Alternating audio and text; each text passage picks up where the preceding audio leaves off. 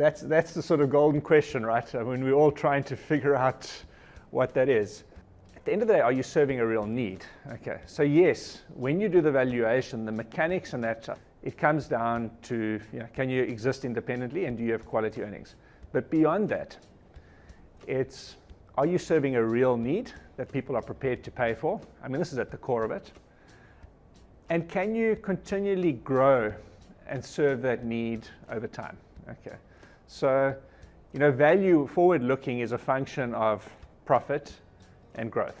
Okay, and if a business can grow and generate more cash flow over time, fantastic. Now, if you're not meeting a real need, then you're not going to be able to do that. And I think the other thing is, can you respond to changing needs? So often what happens is a company may be really valuable today. Take an example of Nokia. We're old enough, or we're in the generation to remember what Nokia is. My kids don't even know that Nokia existed. 15 years ago, Nokia was one of the most valuable businesses in the world.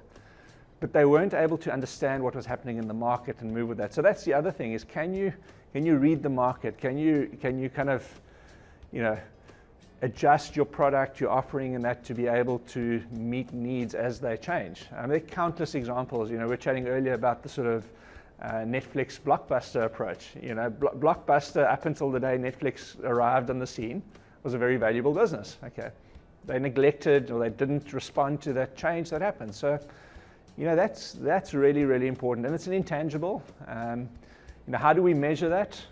Again, it's around understanding your plans for the business, where you are. When we value a business, we look at the sort of things in terms of how many customers do you have. I mean, another thing you might want to look at is how many customers do you have. That adds to value. So if you have one customer who might be buying a lot from you, what happens if you're a supplier to a big retail chain and you've got a factory and suddenly they decide they don't want to buy your clothes anymore? You're out of business, right?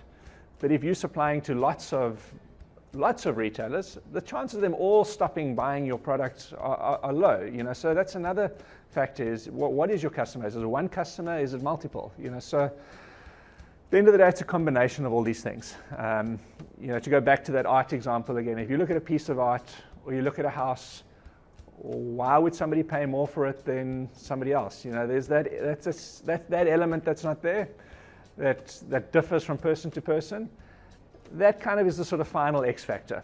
The first of the mechanical things, the X factor is sometimes what makes the difference between somebody being willing to pay 10 million versus 15 million for something. And that, I guess, comes down to judgment and experience. And I think, with BizVal, I think we have that experience. We've got a team who's done thousands of corporate finance deals over the years. We've got that depth of experience. And sometimes it's, in football, you get the talent spotters. They go and they look and they say, who's going to be the next, I'm giving away my football allegiance here, but who's going to be the next Salah, as opposed to the next Michael Owen. And that can't be taught, unfortunately. That just comes with experience and, I guess, a gut feel sometimes.